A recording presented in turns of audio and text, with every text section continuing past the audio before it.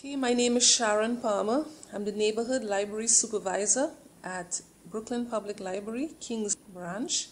Today's date is Friday, August 22nd, 2014, and I'm sitting with Linda Kessler at the Kings Bay Library in the neighborhood of Brooklyn, New York. It's in the Kings Bay, Sheepshead Bay area. And today we are interviewing as part of the Brooklyn Public Library Our Streets, Our Stories Oral History Project. So Linda, I want to thank you very much for agreeing to be interviewed. So let's start. Linda, can you tell me, where did you grow up? I grew up on Buffalo Avenue, Rochester Avenue. I'm not sure if it's Crown Heights or Bedford-Stuyvesant. It could be in the middle. I lived there.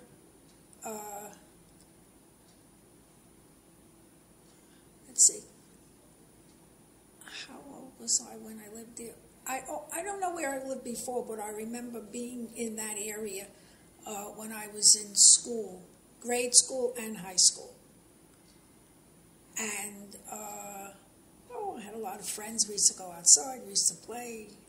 And then I moved to the neighborhood, Sheepshead Bay, when I was 17. Who were your parents and what were their occupations? Names? Names, and what did they do? My mother was Esther Diamond. My father was Simon Diamond. My father worked for a place that made wallets.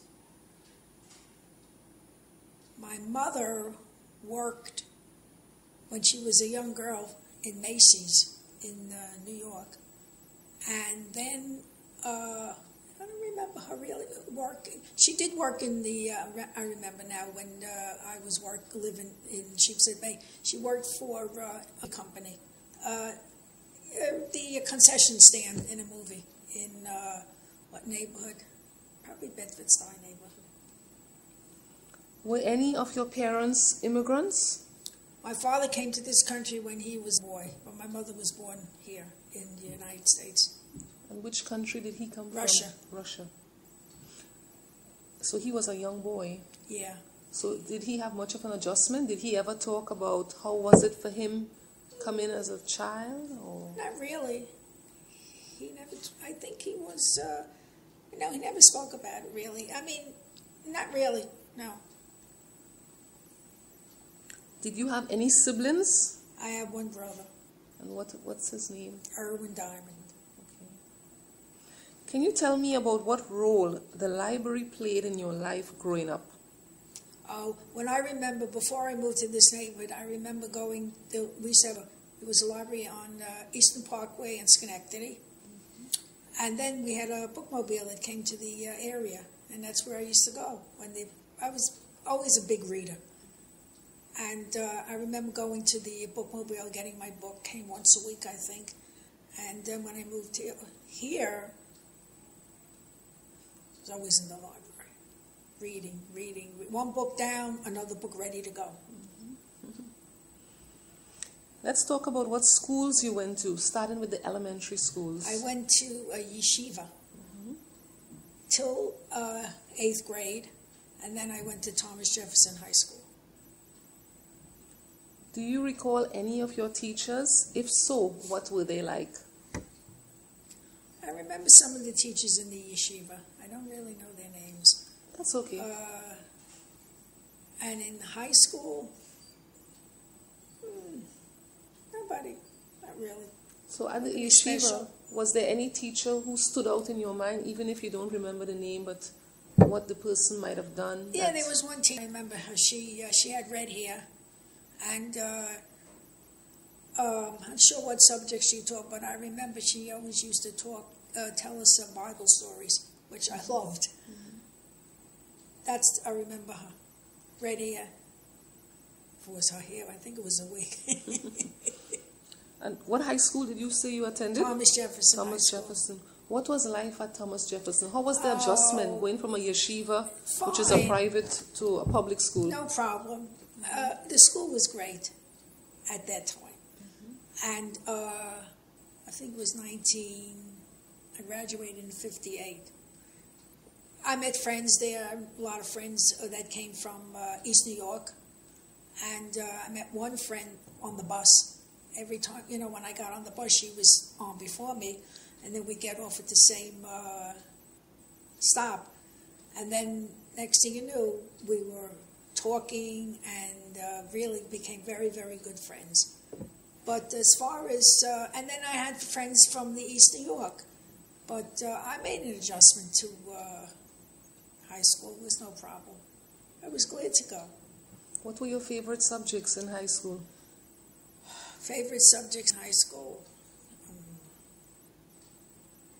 English, maybe history,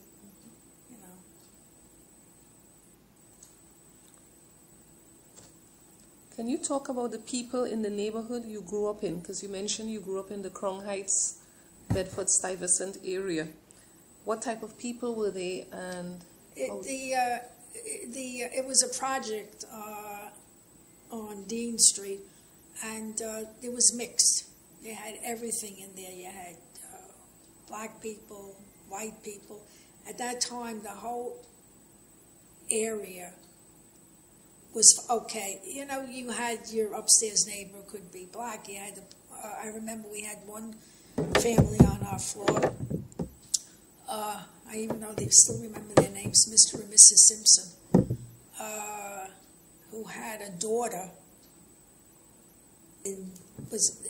They had a daughter who was a showgirl in Las Vegas, and that was in the 50s. She was very, very light-skinned, and nobody knew that she was. They all thought that she was white. That's how light-skinned she was, and she posed because I saw pictures. Her mother would show me pictures of her with all the showgirls. That story never left my mind. I always think about it.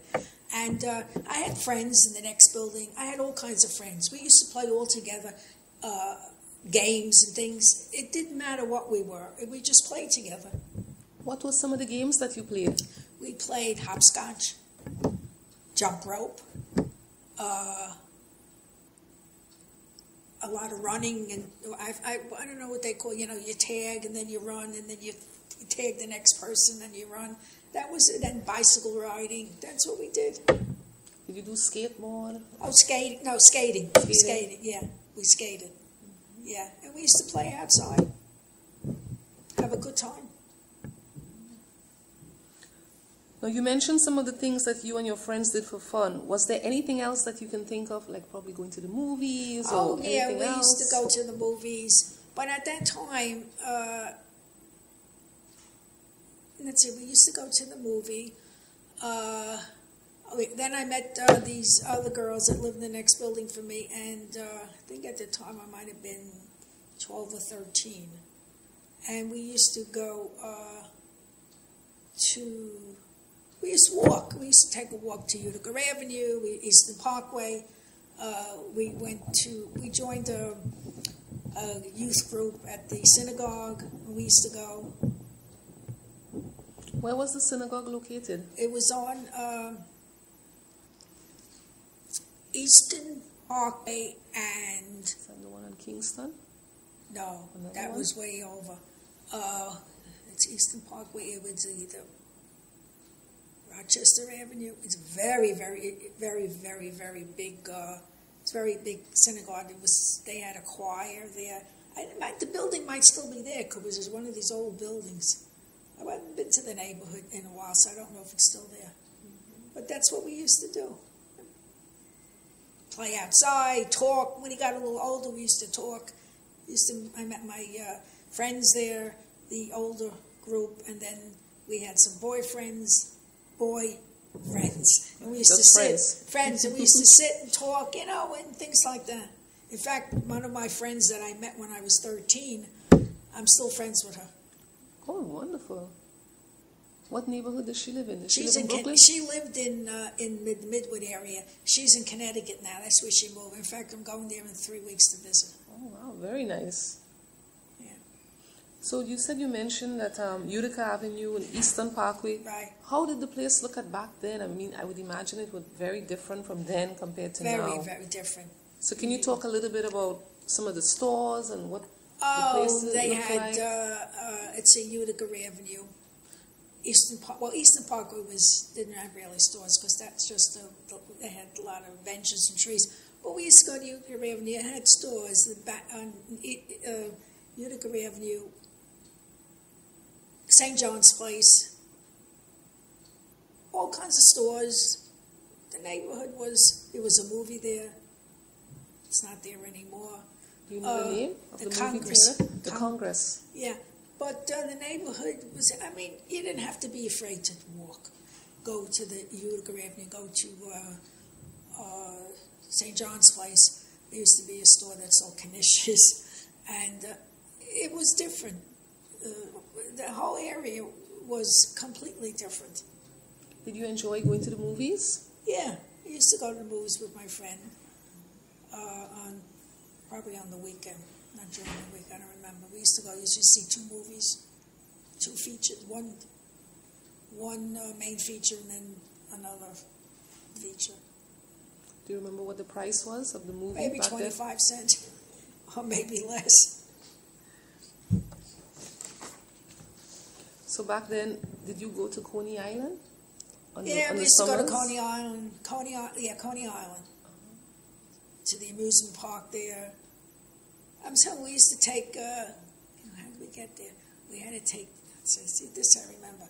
We had to go down and take the A train, which was past Atlantic Avenue, because when I looked out my window, I could see the Atlantic train. It came up. It was up. We used to take the A train, and we used to take it to Franklin Avenue, and go Franklin Avenue. We would go up the steps and get the shuttle, and then we would get the train that went to Coney Island. Coney Island. Yeah. So what was Coney Island like back then? Oh my God. Great. You know, who weren't afraid to go on the train to Coney Island? We used to go with friends, and we used to go to the beach, and we used to go to steeplechase. It was fine. No problem. As far as I remember. Did you enjoy the Nathan's, the famous Nathan's hot Nathan's, dogs? yeah. Who doesn't enjoy Nathan's, right? So can you tell me, how did your experiences growing up in the neighborhood affect your life? This neighborhood here, or Well, the first, other neighborhood? Crown Heights. Let's talk about Crown affected Heights. me. How? I don't really know how effect I had. Because you mentioned that there were different people. I just got along with everybody, and I really, nothing even, I wasn't afraid, really. I used to come home at night with my friends. We weren't afraid. And it was a whole different time than now. Would you say that people were more caring then than now? Or how was it back then? Everybody knew each other. You sit outside, you would talk to people and hang out. And everybody was, your neighbors was much different than now, I think. So people looked out for each other. Yeah. When did you come to this neighborhood, Sheepshead Bay? I came here, I was 17 years old. We moved from that area to Avenue W and Nostrand. And I was still going to Thomas Jefferson High School because I graduated in June. And I was still it was in March, and I was graduating in June, so I stayed. I didn't transfer schools. I had a big trip from here down to Jefferson High School. But I used to get up in the morning. I used to get up, go to Nostrand Avenue, take the train, go to Eastern Parkway and Utica, take the train there. Then I had to transfer. At that time, they called it a Flatbush Avenue train and the New Arts train. I think nowadays it's like the 1 or the 2, and I used to have to change.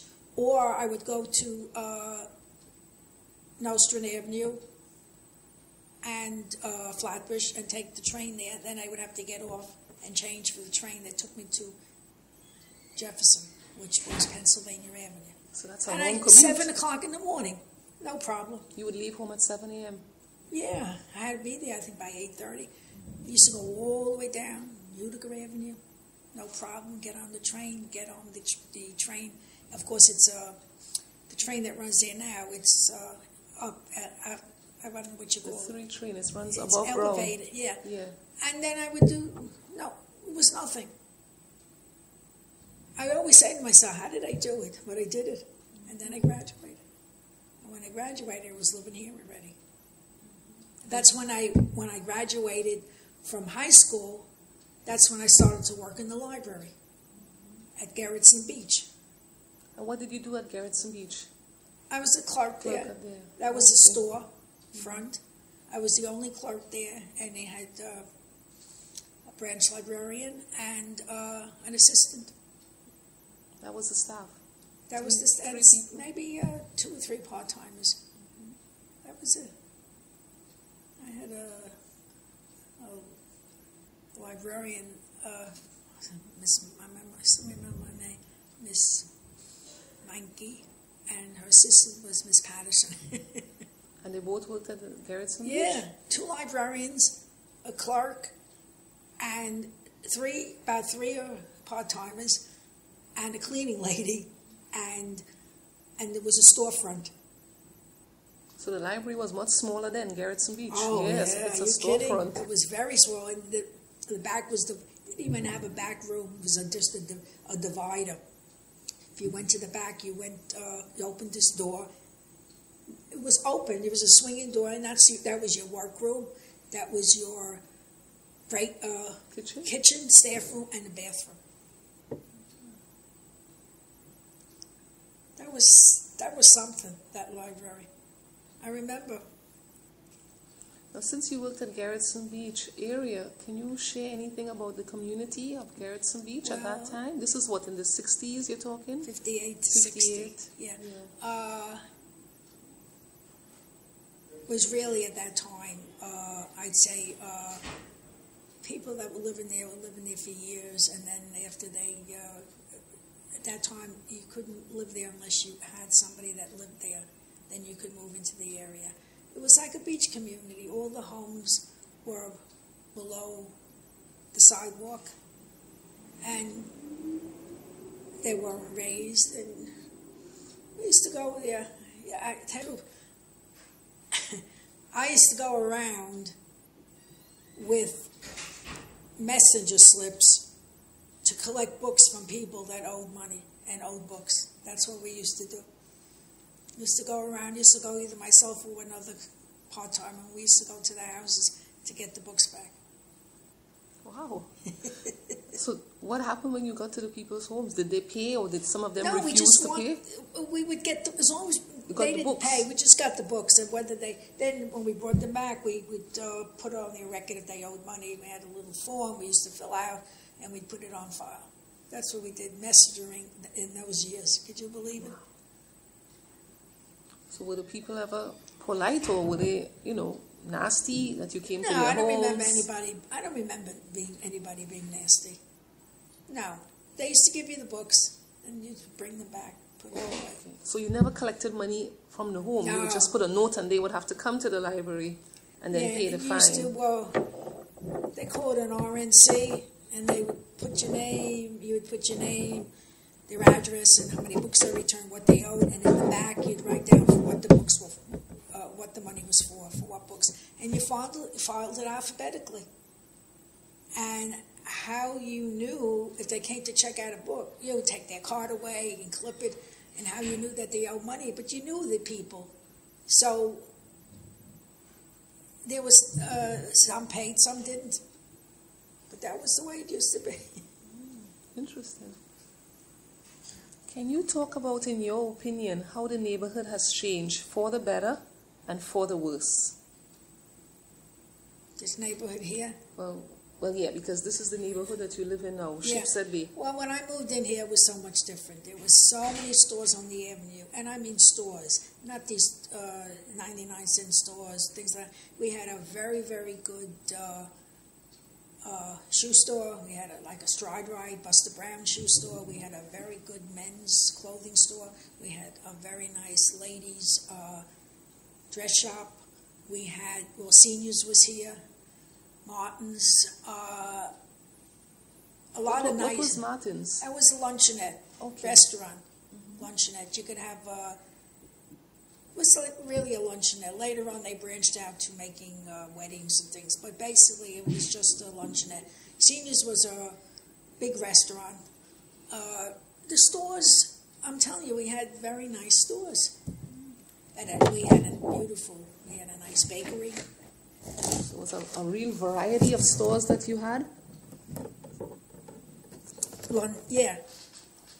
Lundy's restaurant was down on Emmons Avenue. That was a very famous restaurant. Everybody had gone to Lundy's, were going to Lundy's, especially with their little rolls and things that they served. And they were there for years and years and years. And then one day, all of a sudden, we heard they were closing. But Lundy's, and there was a few other stores. I don't remember the name. There was also a famous fish store. I think it was on Ocean Avenue. I don't remember the name. But then they just closed. I've heard of Lundy's. So did they serve breakfast, lunch, dinner? I think it was lunch and dinner. Lunch and dinner. Yeah. And the waiters all wore white jackets. Yeah. And it wasn't that expensive, but it was just very, very famous. All the waiters, white jacket. So how would you think that the neighborhood has changed for the worse? I think so. In what ways? Well, let's see. In what ways? The schools. When my kids went to Sheepshead High School, it was so different. And they also, the local school that they went to, it was like 400 kids in the school, and it was great. And even the high school, it was no problem. It was really good. The high school and the junior high school, they were fine. There was no problem at all with the schools. You didn't have to worry about walking on the avenue when they were coming out of school because it was fine. And then all of a sudden, now you know what? People started to move out of the neighborhoods. That's what it was. A lot of the younger people moved from the neighborhoods.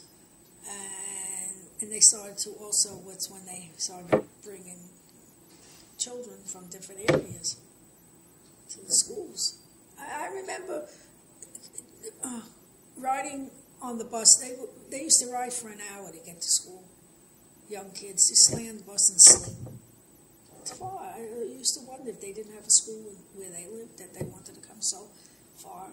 I came because I moved, so I went to school here, but I'd be darned if I was going to travel so far to get to a school. But it was so much different. All the friends, and the kids had so many friends, and I remember we used to go to the school. They used to have, I don't know if you remember, they used to have at the end of the year a program called Sing.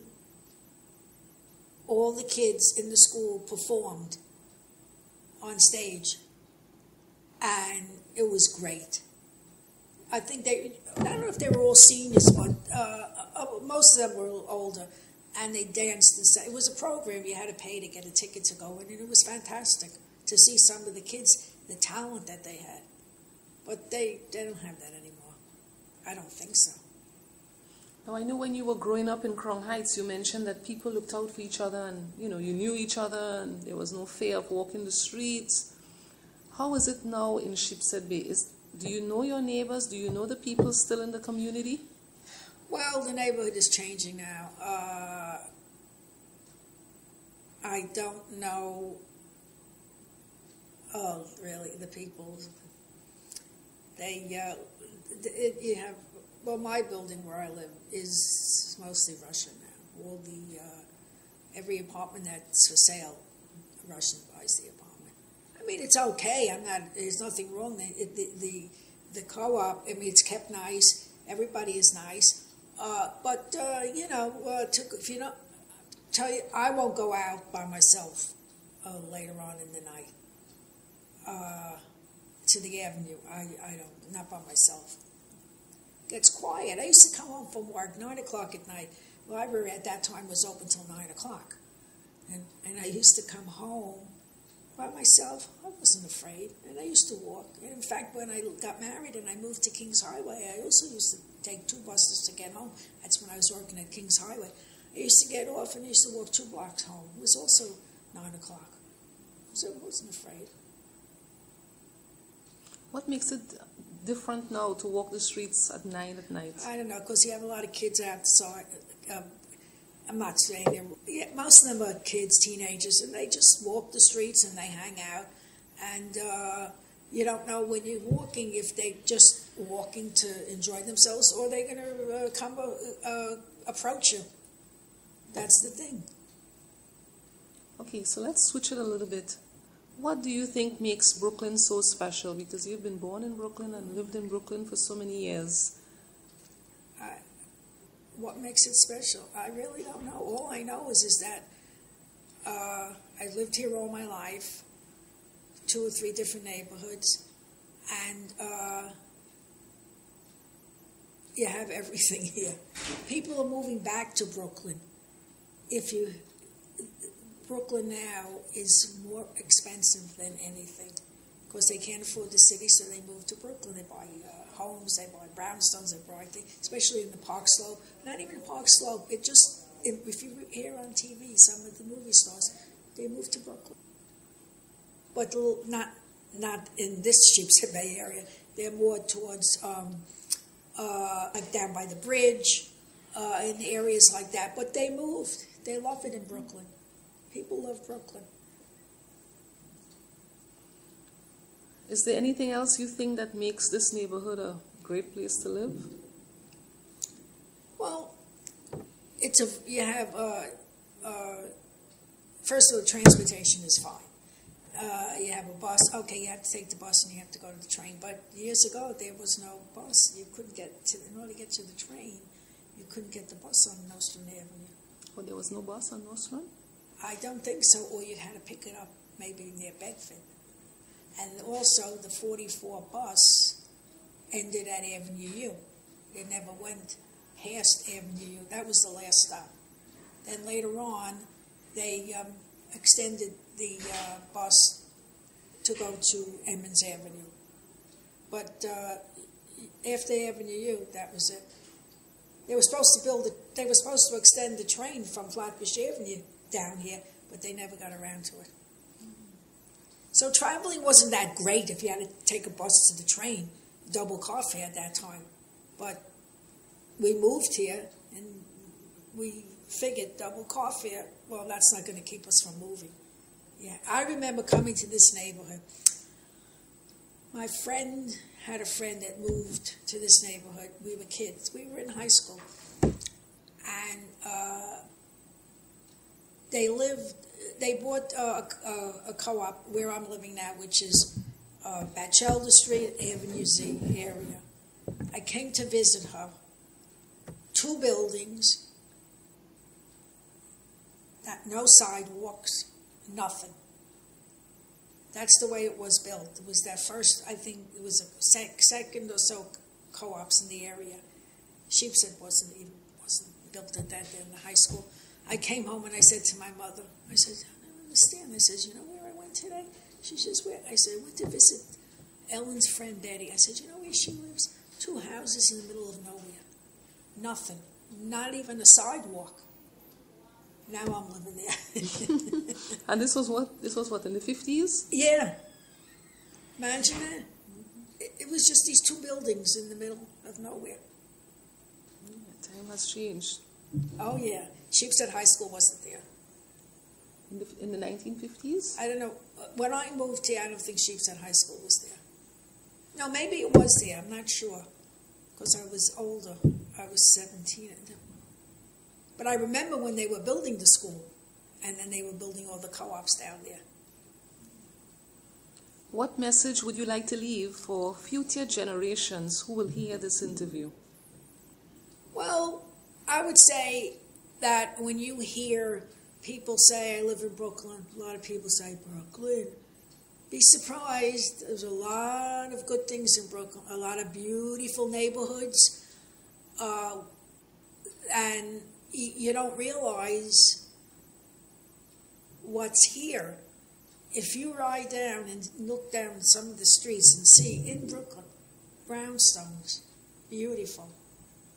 Beautiful area. The area was really, really nice, especially the Flatbush area. big homes, the old homes on Albemarle Road, and unbelievable. They were the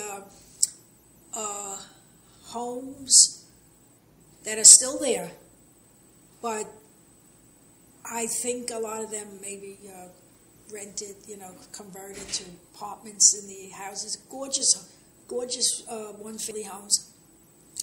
And they were just beautiful. And then later on in the years, you had a lot of the younger people were moving back to that area. But I would say, come to Brooklyn, look at Brooklyn, and see what's here. Don't say, oh, it's nothing. There's a lot of things here, a lot of things to see. Things have changed, but so have other places changed. But it's really nice. I enjoy it here. Is there anything you feel like we haven't discussed or should have added to this interview? If so, what? I don't know. I don't think so. I think we covered everything. Okay. I'm just saying people should come and look at Brooklyn. I just want to ask you, when you were growing up, were you a sports fan? Did you play any sports? Baseball, anything? No, but I was a big Dodger fan. Oh, did you attend any of the games? Yeah, I used to go to the games, and I used to